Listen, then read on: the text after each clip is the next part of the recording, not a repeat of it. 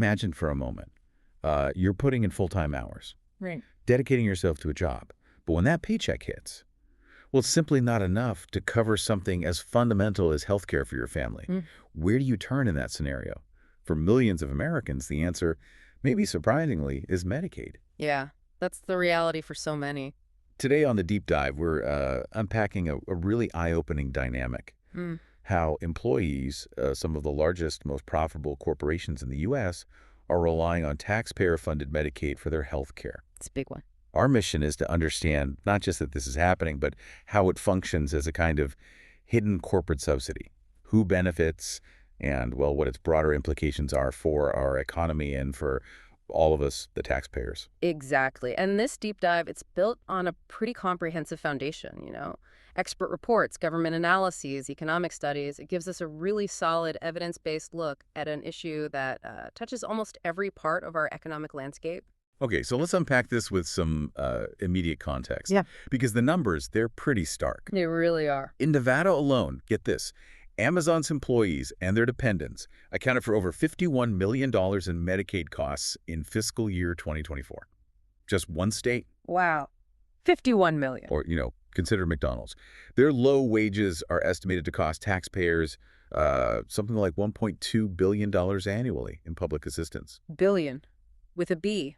What these numbers truly reveal isn't just like a few isolated cases, but maybe a calculated strategy, a quiet restructuring of our social contract, where employment doesn't always guarantee self-sufficiency, and taxpayers often end up, well, picking up the tab. And this leads us to a really crucial insight, I think. Nearly all able-bodied adults with Medicaid coverage are, in fact, working. They're just employed in low-income jobs that don't provide sufficient employer benefits.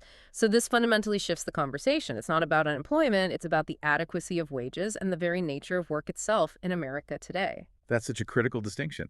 So this idea of Medicaid functioning as a hidden corporate subsidy, it sounds, well, almost cynical. Can you unpack how exactly this dynamic plays out? And maybe how it's not just an accident, but something, I don't know, deeply embedded in certain business models. Absolutely. The term hidden corporate subsidy, it really captures it, because Medicaid, which, was originally intended as a safety net for vulnerable populations, has undeniably evolved. Right. It now covers millions of low-wage workers, many employed by these huge, incredibly profitable corporations, and this effectively transfers healthcare costs directly from, the corporate balance sheets to the public. Oh. The Economic Policy Institute, EPI, they highlight that the prevalence of low pay among many employers, often, made worse by weakened labor standards, it creates what they call unwarranted demands on public resources. It's not really an accidental overflow. It's more a direct consequence of business decisions about wages and benefits.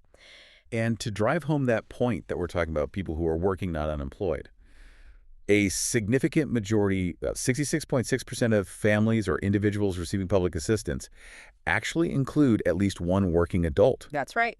And for non-elderly recipients, that figure goes up even higher to 71.6%. It really highlights that you, the taxpayer, are effectively subsidizing the payroll of private enterprises. Yeah, it forces us to confront a very uncomfortable truth. When work itself doesn't provide self-sufficiency, it just raises this profound question about the value we place on labor in certain sectors and the implicit social contract we've kind of come to expect. That question about the value of labor really makes you wonder, who are the primary beneficiaries of this setup?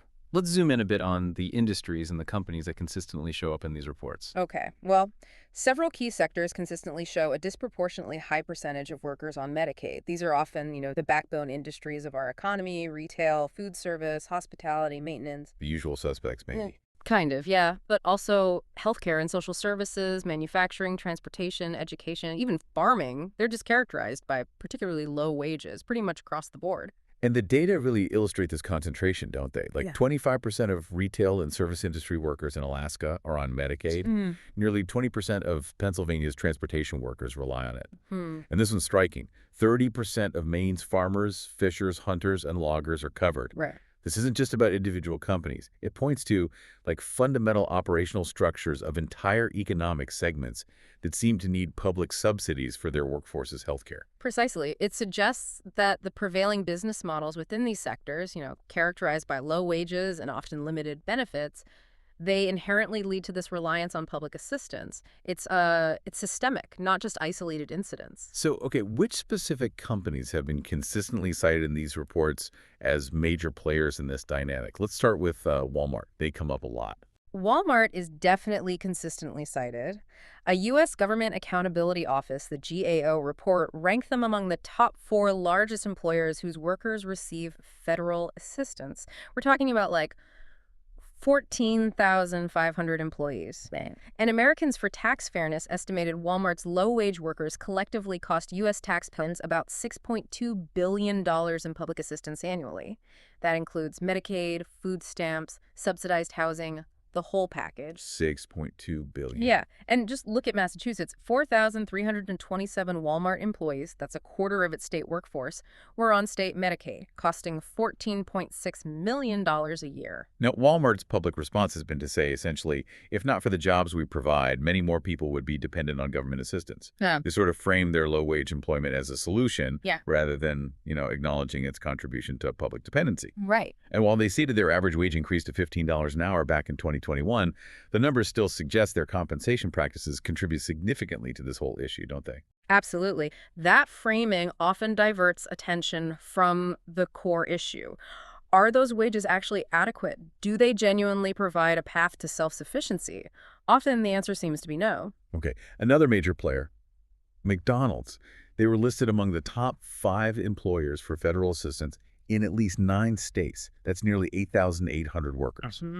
The National Employment Law Project, NELP, estimated McDonald's low wages cost taxpayers $1.2 billion per year.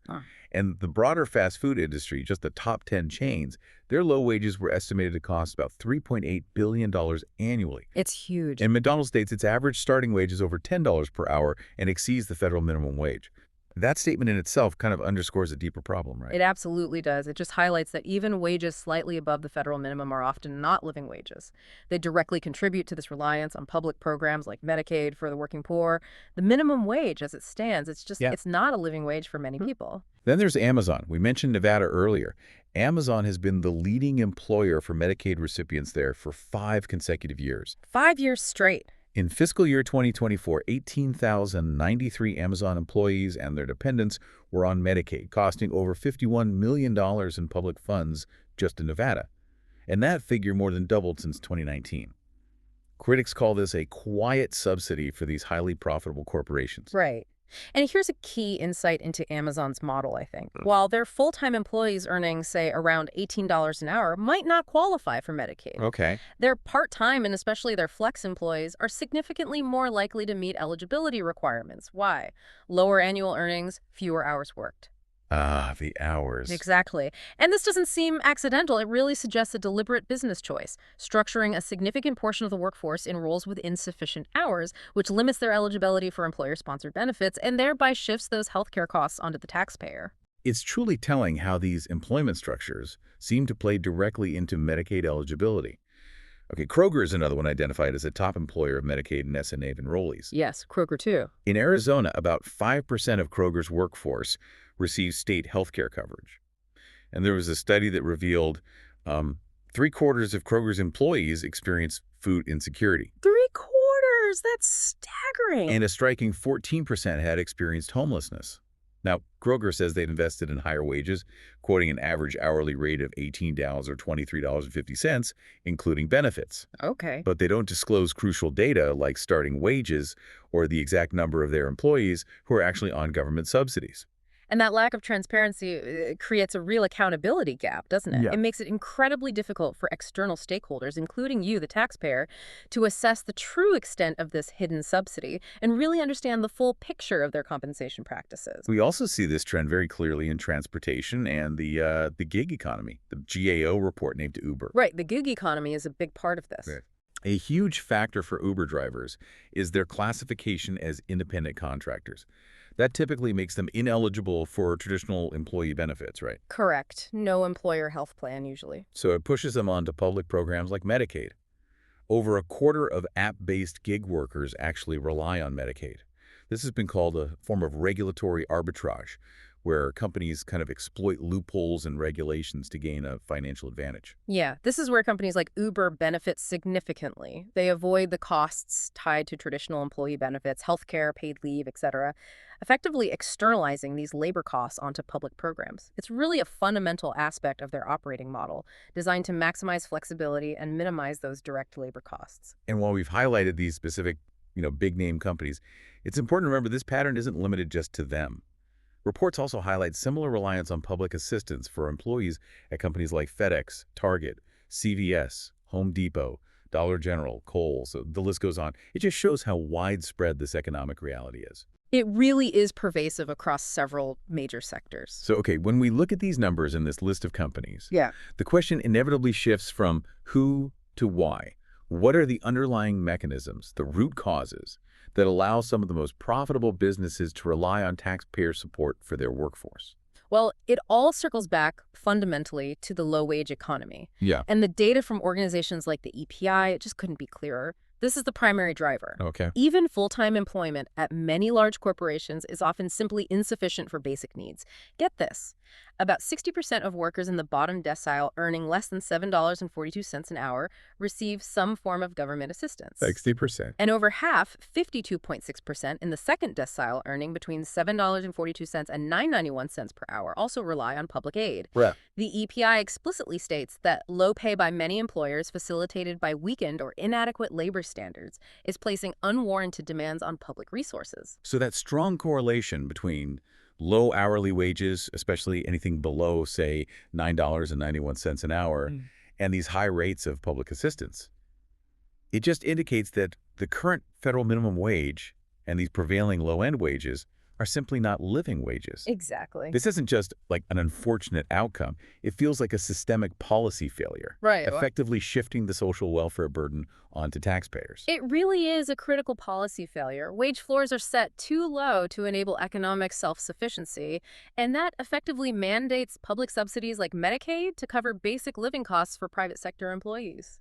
Okay, so low wages are number one. Another major contributing factor seems to be the prevalence of part-time and gig work structures. Companies like Walmart, Amazon, McDonald's heavily utilize part-time employees. Very heavily. But is this just a consequence of business needs, or is it more of a strategic choice? Especially with things like Amazon's Flex or part-time structures, which, as you said, seem almost designed to make workers qualify for Medicaid more easily. That raises a profoundly important question, doesn't it? And increasingly, it appears to be what some call a deliberate economic stratification. Stratification, how so? Well, companies create these employment tiers where a significant portion of their workforce is systematically excluded from comprehensive employer-sponsored benefits.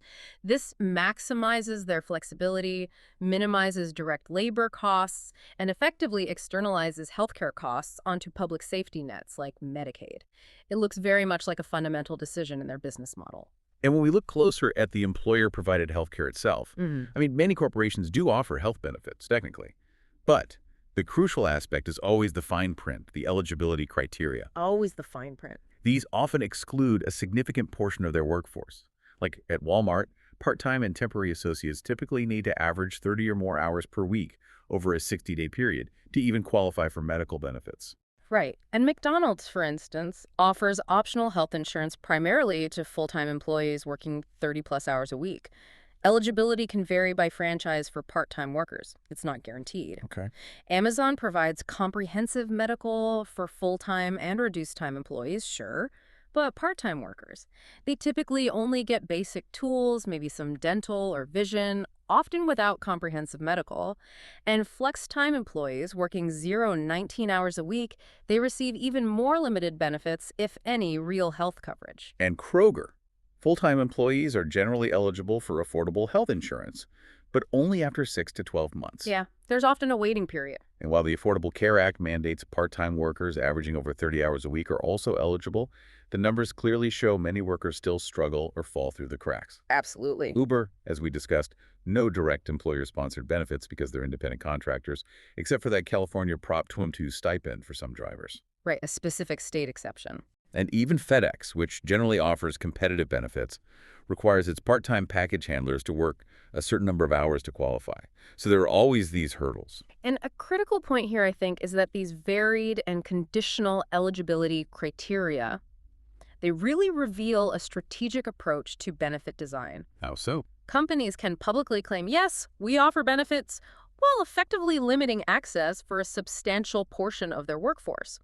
This pushes those workers onto public programs and allows the companies to significantly reduce their own healthcare spending.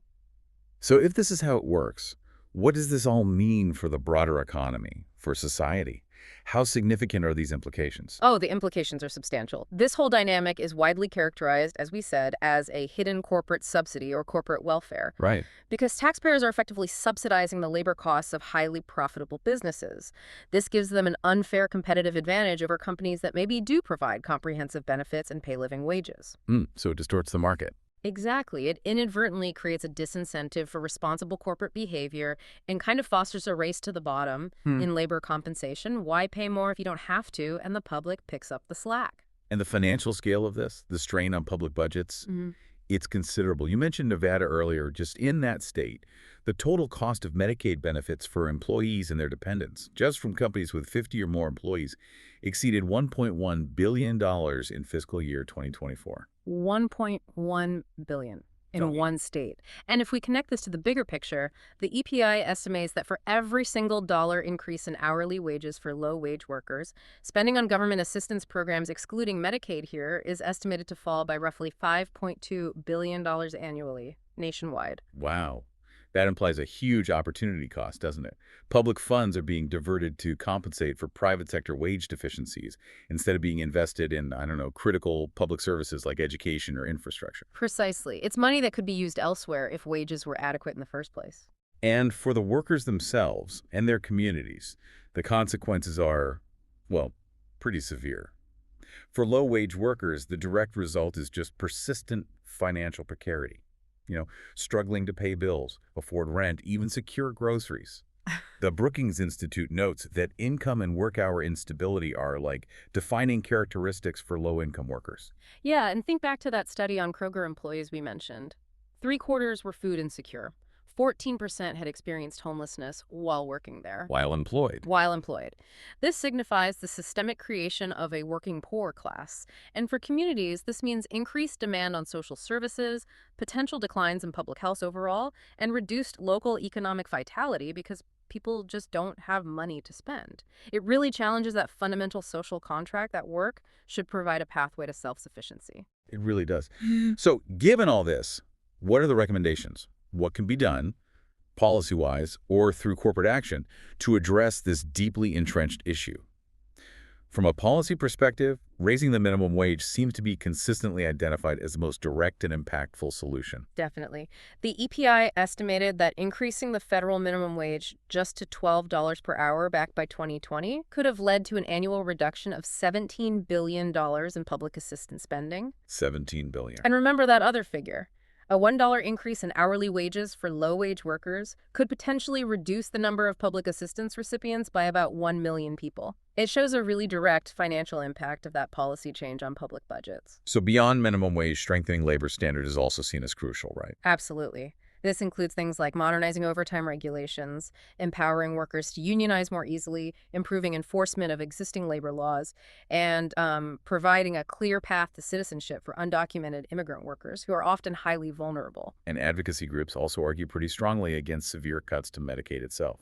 Yeah, because as long as these underlying wage issues persist, cutting Medicaid would just mean millions lose essential health care. It doesn't solve the root problem. Right.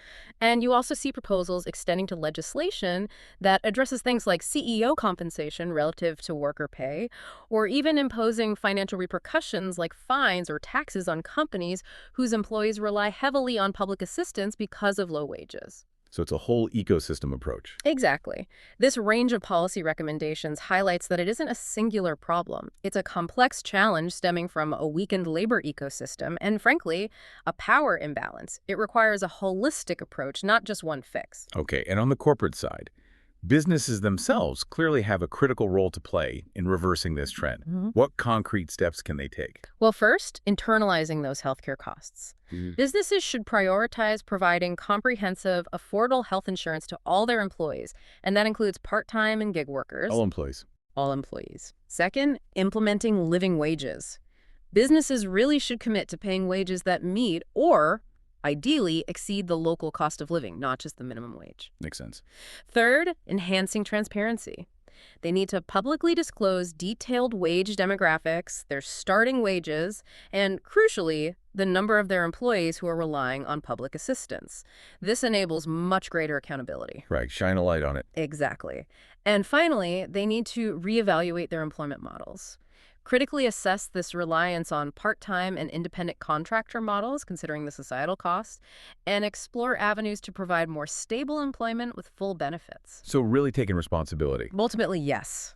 Fostering a more equitable economic landscape truly demands a rebalancing of responsibilities, shifting some of that burden back from the taxpayer to the corporations who are benefiting from this labor.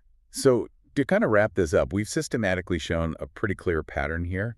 Large, profitable U.S. corporations are benefiting substantially from taxpayers funding their employees' health care through Medicaid. Yeah, that's the core finding. And this isn't just some accidental outcome. It seems to be a systemic consequence of low-wage employment models, strategic benefit design that excludes many, and the classification of a significant chunk of the workforce as independent contractors. And this situation functions effectively as a form of corporate welfare.